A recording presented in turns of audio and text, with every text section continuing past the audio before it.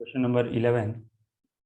A ceiling fan has diameter of 120 centimeter and RPM 1500 at full speed. एक ceiling fan है और उसका diameter कितना है 120 सेंटीमीटर, और जब ये फुल स्पीड पे चलाते हैं तो इसकी स्पीड क्या है 1500 आरपीएम। आरपीएम मतलब रेवोल्यूशन पर मिनट या रोटेशन पर मिनट। ओके, देखो डायमीटर का मतलब क्या है, तो यहाँ पे लिखा है कि of the circle through the outer edges of the three blades. Okay, तो सीलिंग फैन का एक सर्कल फॉर्म करेगा जब ये रोटेट करेगा। ओके, तो उसी सर्कल का डायमीटर दिया है 120 सेंटीमीटर, तो यहाँ से हम लोग रेडियस कैलकुलेट कर सकते हैं। Okay, consider a particle of mass 1 gram sticking at the outer end of the plate. एक पार्टिकल है जिसका मास है 1 ग्राम और ये आउटर ब्लेड पे चिपका हुआ है। Okay, how much force does it experience when the fan runs at full speed. तो देखो जब फैन फुल स्पीड पे रन कर रहा होगा मतलब उसका ओमेगा कुछ कांस्टेंट होगा। तो क्वेश्चन में पूछा है कि ये कितना फोर्स एक्सपीरियंस करता है। तो फोर्स कैसे निकालेंगे, मास इनटू एक्सेलरेशन। चलो सबसे पहले हम फर्स्ट पार्ट में डील करते हैं। देखो जो पार्टिकल होगा ना वो क्या कर रहा होगा, वो सर्कुलर मोशन कर रहा होगा। देखो ये पार्टिकल सर्कुलर मोशन कर रहा होगा, एंगुलर स्पीड ओमेगा जो हम लोग कैलकुलेट कर सकते हैं। रेडियस क्या है, डायमीटर दिया है 120 सेंटीमीटर, तो radius of the circular path will be 60 centimetre, जिसको मैं क्या लिख सकता हूँ 60 by 100 metre, that is 0.6 metre. Correct. अगर जो आप देखना चाहते हो कि ये फैन कुछ कैसा दिखेगा, तो ये कुछ इस टाइप का दिखेगा फैन। यहाँ पे ये एक ब्लेड है, एक ब्लेड ऐसा होगा और एक ब्लेड ऐसा होगा। करेक्ट, ऐसा ही कुछ दिखेगा अपने को। और ये ब्लेड्स ऐसे रोटेट कर रहे हैं और यहाँ पे एक पार्टिकल ऐसे चिपका होगा। करेक्ट, और ये ऐसा कुछ सर्कुलर मोशन करेगा। ओके, समझ में आ गया। तो पार्टिकल क्या कर रहा है, यूनिफॉर्म सर्कुलर मोशन कर रहा है टॉप स्पीड पे। ओके, तो सबसे पहले हमें ओमेगा कैलकुलेट करना पड़ेगा। तो इन 1 मिनट, 1 मिनट का समय दिया जाए। देखो स्पीड क्या दे रखा है 1500 rotation per minute. Rotation per minute, correct. इसका मतलब 1 मिनट में ये कितनी बार रोटेट करेगा 1500 टाइम्स। तो ओमेगा का एक डायरेक्ट फॉर्मूला होता है। Okay, 2 pi n/60। Okay, directly ये फॉर्मूला यूज कर सकते हो, omega is equal to 2 pi, rotation per minute को हम लोग कैपिटल एन से रिप्रेजेंट करते हैं बाई 60। दूसरा अप्रोच है कि आप ऐसे समझ लो कि इन 1 मिनट, 1 मिनट में, in 1 minute number of rotation कितना होगा, नंबर ऑफ रोटेशन या फिर number of revolution about its axis कितना हो जाएगा, this will be equal to 1500। Correct.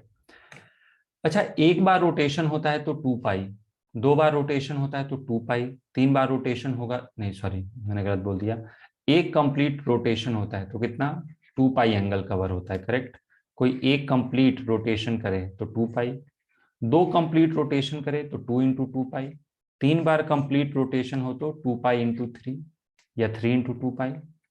तो यहां से मैं क्या लिख सकता हूँ, डेल्टा थीटा, अगर जो 1500 रोटेशन कर रहा है ये, तो so this will B 1500 × 2 pi. Correct, समझ में आ रही मेरी बात।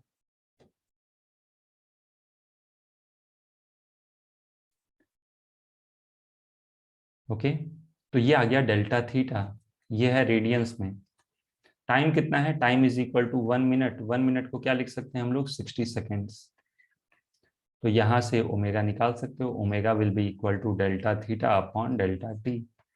तो जो मैंने फॉर्मूला बताया था 2 पाई n/60 वही यहाँ पे भी लग जाएगा। ओके, तो डेल्टा थीटा इज 2 पाई/1500/60। यही फॉर्मूला बताया था ऊपर, 2 पाई n/60। 60. Okay.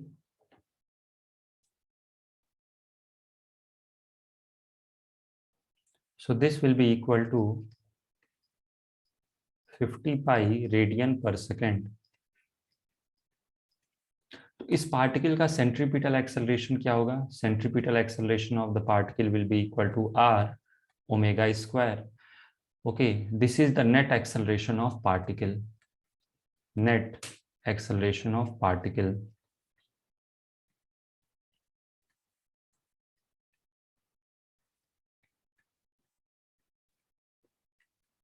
ओके, तो ये कितना फोर्स एक्सपीरियंस करेगा, या फिर फोर्स कितना एक्सपीरियंस करेगा? यस, कितना? मास इनटू टोटल एक्सेलरेशन या net acceleration, correct. So what is net acceleration of the particle? AC, AC is equal to mr omega square. Okay, तो मास इज 1 ग्राम, तो 1 ग्राम को केजी में कन्वर्ट करेंगे तो 1 into 10⁻³ kg, this is mass of the particle, correct. R is 0.6 metre, omega square is 50 pi का square. Okay,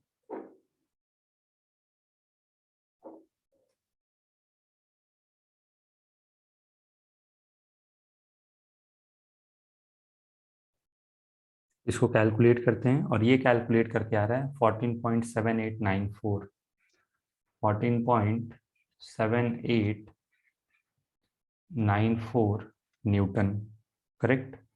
approximate करके इसको क्या बोल सकते हैं कि this is approximately 14.8 newton. Okay, तो इतना फोर्स ये पार्टिकल एक्सपीरियंस करेगा। ये हो गया फर्स्ट पार्ट का आंसर। तो ये पार्टिकल कितना फोर्स एक्सपीरियंस करेगा? तो particle will experience 14.8 Newton force. Who exerts this force on the particle? Okay, इस पार्टिकल पे ये कौन फोर्स लगाएगा? तो सेकेंड पार्ट का आंसर क्या हो जाएगा? ब्लेड। तो ब्लेड ऑफ द फैन, मैं यहां पे लिख देता हूं सेकेंड पार्ट का answer, blade of the fan, जिससे ये चिपका हुआ है, blade of the fan exerts 14.8 newton, okay, force. अच्छा, ये mg को भी बैलेंस करने के लिए एक और भी कंपोनेंट होगा, लेकिन यहाँ पे सिर्फ तो ये पूछा ना कि ये फोर्स कितने लगाया। तो blade of the fan exerts 14.8 Newton force, okay, along its surface, जिसको हम लोग फ्रिक्शन के फॉर्म में बोल सकते हैं या फिर ग्लू के फॉर्म में। एक और कंपोनेंट होगा दैट इज mg, करेक्ट। जैसे ये पार्टिकल है तो इसका एक्सेलरेशन इधर है, ये तो फोर्स लगा ही लगा, साथ में mg को भी तो कोई बैलेंस करने वाला चाहिए, तो एक mg भी लगाएगा। लेकिन हम लोग कौन सा फोर्स पूछ रहा है? Along the surface. ओके, तो यहाँ पे तो बस ये पूछ रहा है कि हु अप्लाइज दिस फोर्स, तो blade of the fan exert this force. Okay, third part क्या पूछ रहा है? थर्ड पार्ट पूछ रहा है how much force does the particle exert on the blade along its surface. तो याद रखना अलोंग इट्स सरफेस इंपॉर्टेंट है। क्यों? क्योंकि नेट फोर्स क्या होगा? कुछ अलग होगा, क्योंकि एक तो सेंट्रीपिटल फोर्स लगा रहा है, साथ में एक नॉर्मल फोर्स भी तो लगाएगा। जैसे टर्न टेबल पे एक ब्लॉक क्या कर रहा है? रोटेट कर रहा है, दिस इज अ पार्टिकल या दिस इज अ ब्लॉक। तो सरफेस क्या करेगा? एक नॉर्मल भी लगाता है, एक फ्रिक्शन भी लगाता है। तो सिमिलर सिचुएशन यहां भी होगा, एक नॉर्मल भी लगेगा to balance the weight of the particle, okay, और along द सरफेस भी लगेगा। तो यहाँ पे क्लियरली मेंशन किया गया है कि we have to find the force exerted by the particle along the surface. Okay, तो along द सरफेस तो वही हो जाएगा। So along the surface force exerted by particle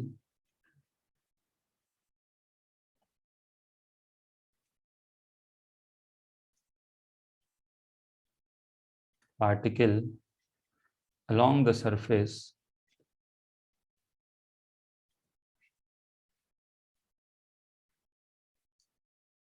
is equal to 14.8 newton. Okay, next question number 12। A mosquito is sitting on an LP record disc rotating a turntable at 33 1/3 revolution per minute। तो ये पुराने जमाने में एक LP record disc होता है, okay, और ये रोटेट कर रहा है, ओके, और इसका दिया हुआ है एंगुलर स्पीड कितना, 33 1/3 रेवोल्यूशन पर minute. Okay, the distance of the mosquito from the centre of the turn table is 10 centimetre. जो टर्न टेबल है मस्कीटो उससे कितने डिस्टेंस पे है, 10 सेंटीमीटर की दूरी पे है। Show that the friction coefficient between the record and the mosquito is greater than π²/81। Take g is equal to 10 metre per second square. देखो, बस आप ये समझ लो कि एक टर्न टेबल है, करेक्ट, ये एक टर्न टेबल है, इसका 3D व्यू में दिखा रहा हूं।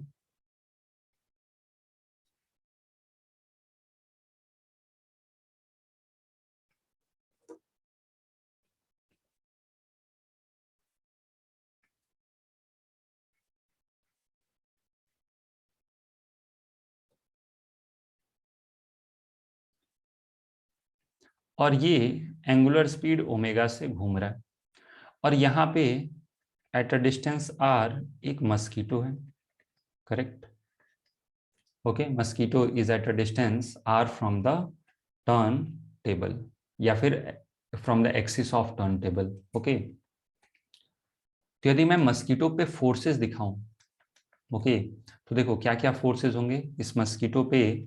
नीचे की तरफ क्या लगेगा, mg। ऊपर की तरफ क्या लगेगा, नॉर्मल। समझ में आ रहा है, मस्कीटो पे नीचे की तरफ लगेगा mg, ऊपर की तरफ क्या लगेगा, नॉर्मल। mg और नॉर्मल बैलेंस्ड होगा।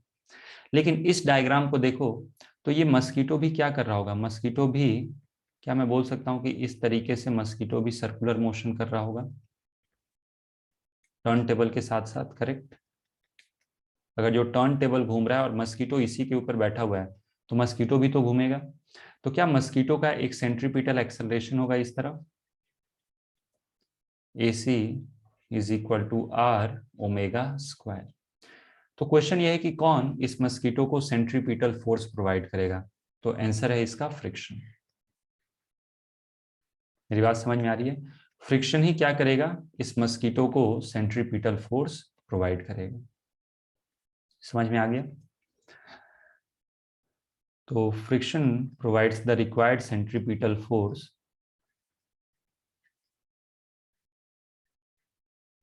Friction provides the required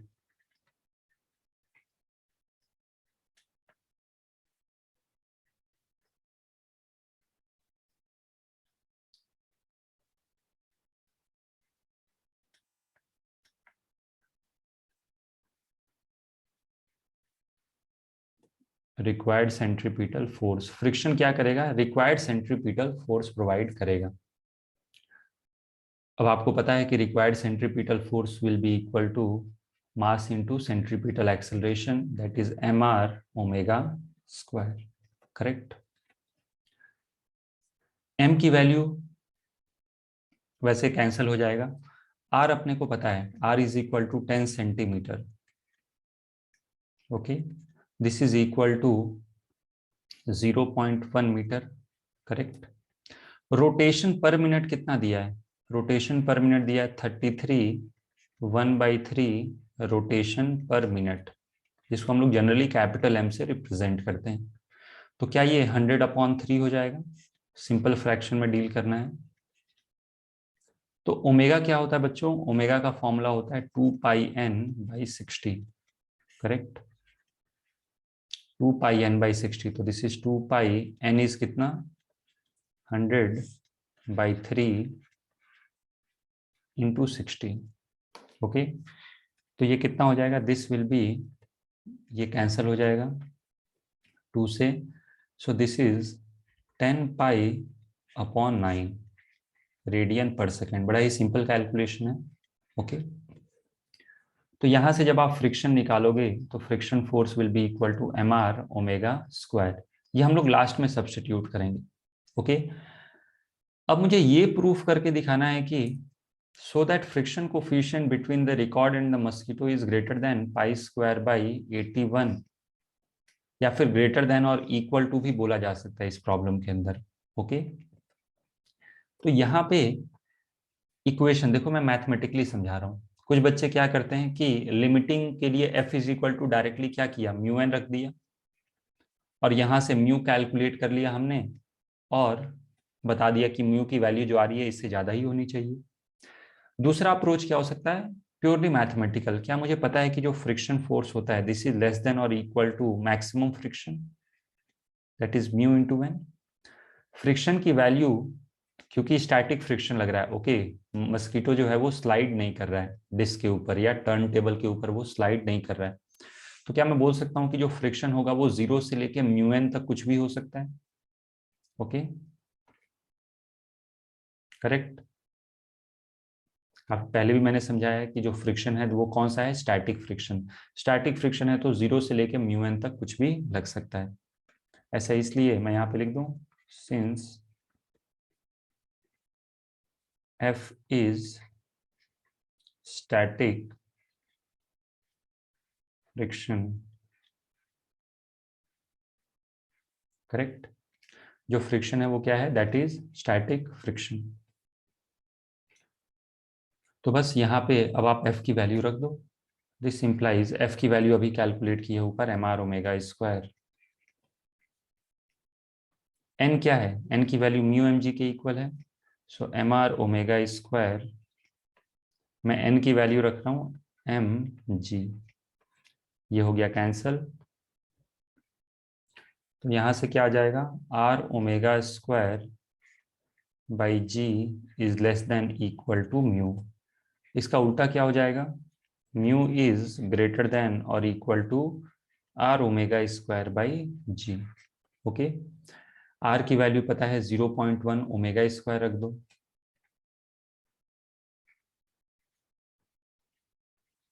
are की वैल्यू है 0.1 ओमेगा स्क्वायर।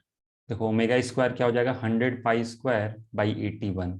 ओके, इसका स्क्वायर करना है तो 100 पाई square by 81, so this is 100 pi square by 81, और जी की वैल्यू कितनी है 10।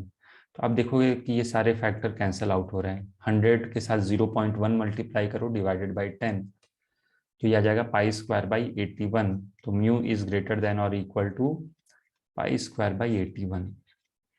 ओके, अब क्वेश्चन में आप बोल सकते हो कि सर क्वेश्चन में तो प्रूफ करने के लिए ये कहा गया है कि म्यू इज ग्रेटर देन, यहाँ पे तो ग्रेटर देन और इक्वल टू आ रहा है। तो ऑथर ने वो बाउंड्री कंडीशन जो एकदम लिमिटिंग वैल्यू है ना, कि जहाँ पे बस स्लाइड करने वाला है, वो कंसीडर नहीं किया। तो प्रूफ हो गया कि mu is greater than pi square by 81। यही वैल्यू थी जो प्रूफ करना है, yes. Okay, next question number 13। A simple pendulum is suspended from the ceiling of a car taking a turn of radius 10 meter at a speed of 36 kilometre per hour. देखो एक car है, और car क्या कर रहा है, turn कर रहा है, कितने स्पीड पे, 36 किलोमीटर पर आवर। तो इस कार का कुछ एक्सेलरेशन होगा, कितना, 10 मीटर्स के equal, correct. Find the angle made by the string of the pendulum with vertical if this angle does not change during the turn। तो अपने को बताना है कि जो स्ट्रिंग होगा वो वर्टिकल के साथ कितने एंगल पे होगा। बहुत ही स्टैंडर्ड क्वेश्चन है ये। जैसे अगर जो मैं पहले एक्सप्लेन करूं एक एग्जांपल के साथ,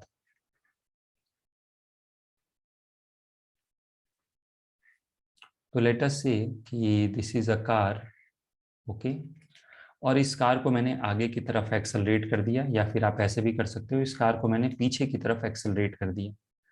यदि ये एक्सेलरेशन 0 होगा तो पेंडुलम ऐसा लटका रहेगा।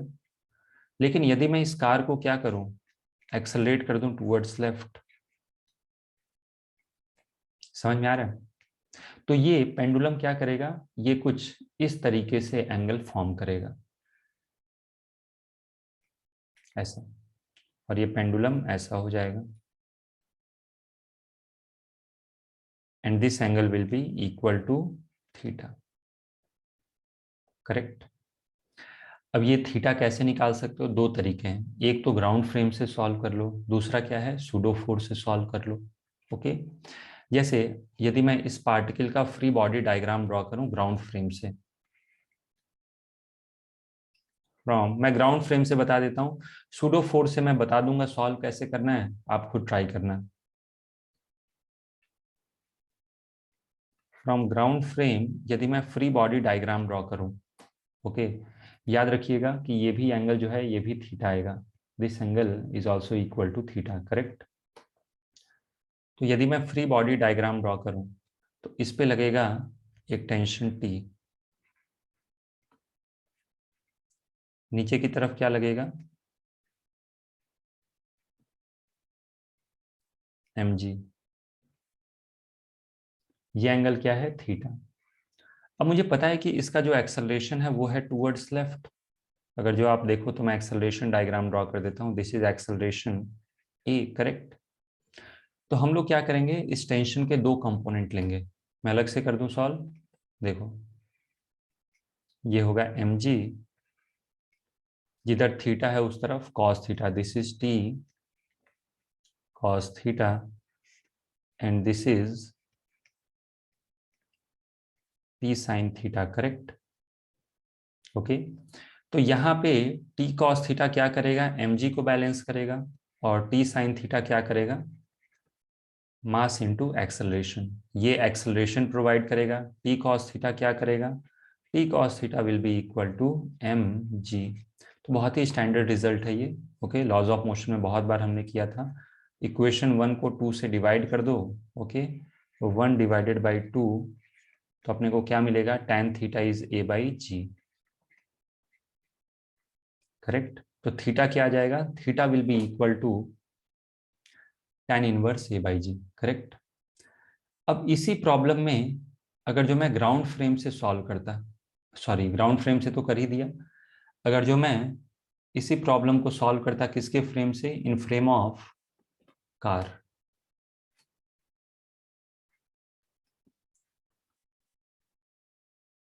इन फ्रेम ऑफ कार, ये सब हम लोगों ने लॉज ऑफ मोशन में पढ़ा है, बस आपको वही रिलेट करना है।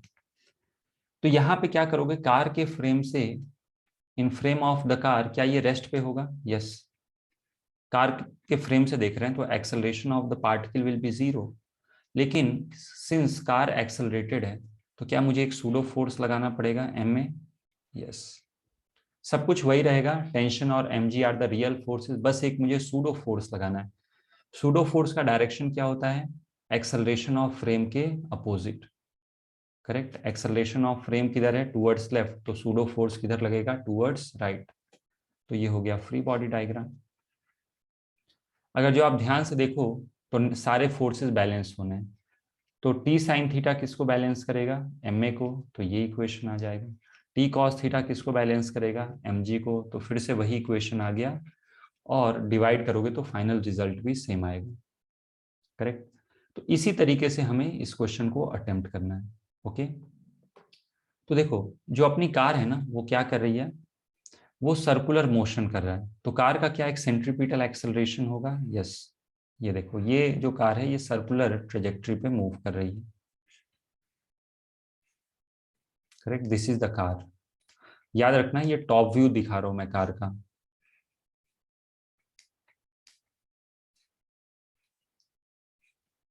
तो कार क्या होगा, कार का एक एक्सेलरेशन होगा सेंटर की तरफ। समझ में आ रही मेरी बात, कार का एक एक्सेलरेशन होगा टूवर्ड्स द सेंटर। ये एक्सेलरेशन कितना होगा, आर ओमेगा स्क्वायर या फिर वी स्क्वायर बाई आर के equal. Correct. So this is equal to we square upon r. अब यहाँ पे v अपने को कैलकुलेट करना पड़ेगा, देखो क्वेश्चन में v कितना दिया, 36 किलोमीटर पर आवर। ओके, तो इसको हम लोग मीटर्स पर सेकंड में कन्वर्ट करेंगे। कार की कुछ वेलोसिटी है v, v is 36 kilometer per hour. This is equal to 36 into 5 by 18. तो this is 10 meters per second. ओके, और रेडियस कितना दिया है? Radius is given equal to 10 metre. तो v स्क्वायर बाई आर क्या हो जाएगा? This will be equal to 10 square by 10, that is 10 metre per second square. तो ये हो गया कार का एक्सेलरेशन. करेक्ट. अब आप कार के फ्रेम में ही देखो, आंसर तो अब हमें पता ही है. Theta will be tan inverse AC by g, वही यूज कर लो. सॉल्व करना है तो ऐसे दिखा सकते हो. देखो, अगर जो कार का मैं साइड व्यू देखूं, this is the car. Correct. Car inside the plane जा रहा है. यहाँ पे सर्कुलर ट्रेजेक्ट्री का कहीं सेंटर होगा. ये व्हील्स हैं, these are the wheels of the car. ये है पेंडुलम, सॉरी,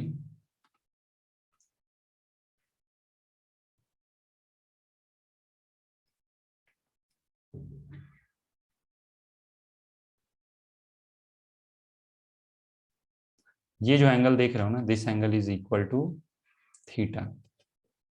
करेक्ट. अब फिर से वही कहानी. अपने को पता है कि पूरे का पूरा जो कार है उसका एक्सेलरेशन है इस तरफ AC. तो क्या इस बॉब का, इस पार्टिकल का भी जो एक्सेलरेशन होगा वो AC होगा? यस.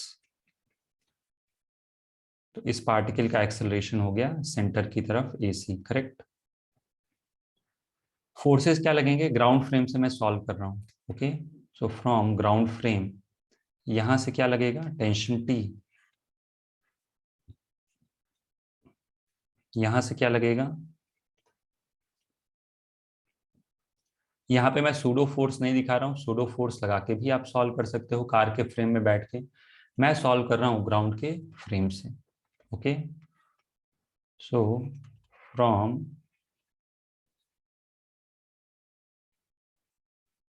Ground frame. ओके, तो अब क्या करोगे? टेंशन के दो कंपोनेंट ले लो. ये क्या हो जाएगा? T sine theta. जिस तरफ थीटा होता है उस तरफ आता है कॉस कंपोनेंट. तो दिस इज T cos theta and this is equal to mg. T sine theta क्या करेगा? सेंट्रीपिटल एक्सेलरेशन प्रोवाइड करेगा. This is equal to MAC. ये आ गया पहला इक्वेशन. T cos थीटा क्या करेगा? T cos थीटा बैलेंस करेगा mg को. सो this is second equation. Correct. अगर जो 1 को 2 से डिवाइड करें तो वही अपना रिजल्ट आ गया. कितना? tan theta is AC by g. AC कितना कैलकुलेट किया था हम लोगों ने? 10. G कितना है? 10 के equal. So this is equal to 1. Okay, so what is theta? tan theta is 1. इसका मतलब थीटा इज 45 degrees. Correct. Next, question number 14.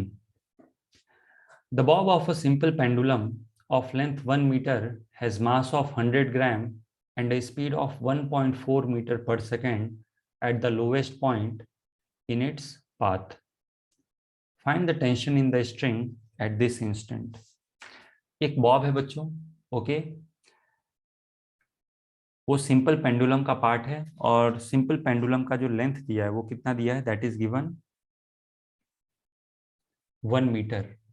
Okay, mass of the bob is 100 gram. Speed is given 1.4 meter per second. At the lowest point in its path, find tension in the string at this instant. देखो,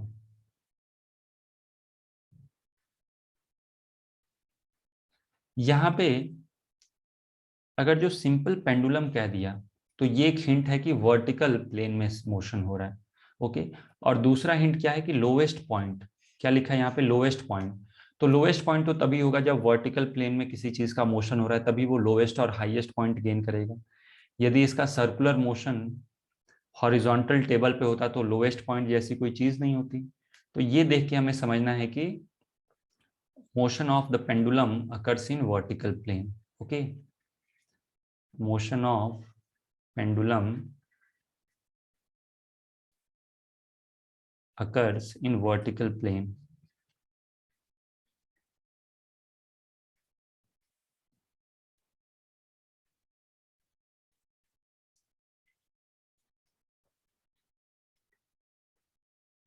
correct.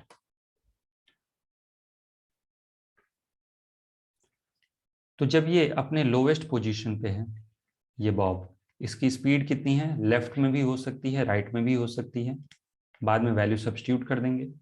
Okay, तो क्या मैं बोल सकता हूं कि इसका एक सेंट्रीपिटल एक्सेलरेशन इस तरफ होगा? Yes, centripetal acceleration is equal to we square by R. अब हम लोग ड्रॉ करते हैं इसका फ्री बॉडी डायग्राम। तो एक डायग्राम में हम लोग एक्सेलरेशन मार्क कर देते हैं कि कंफ्यूजन ना हो, और दूसरे डायग्राम में फ्री बॉडी ड्रॉ करते हैं। तो इस पे कौन कौन से फोर्सेस लगेंगे? नीचे की तरफ लगेगा mg, और ऊपर की तरफ क्या लगेगा? Tension T। करेक्ट।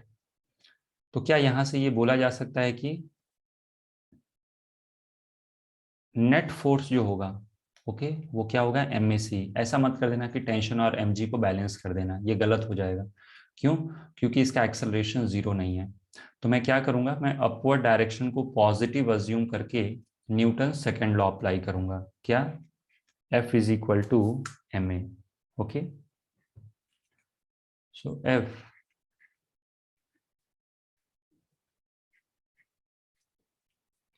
तो नेट फोर्स क्या हो जाएगा? Tension will be positive and mg will be negative. This will be equal to mass, acceleration कितना है? सेंट्रीपिटल एक्सेलरेशन के इक्वल। सेंट्रीपिटल एक्सेलरेशन क्या हो जाएगा? V square by R. तो क्या अपने से प्रॉब्लम में यही पूछा जा रहा है कि we have to find tension at this instant? Yes. तो m याद रखिएगा, mass is equal to 0.1 kg। तो tension is equal to mg plus MAC, this is equal to mg plus AC। AC की वैल्यू कितनी है? V square by are.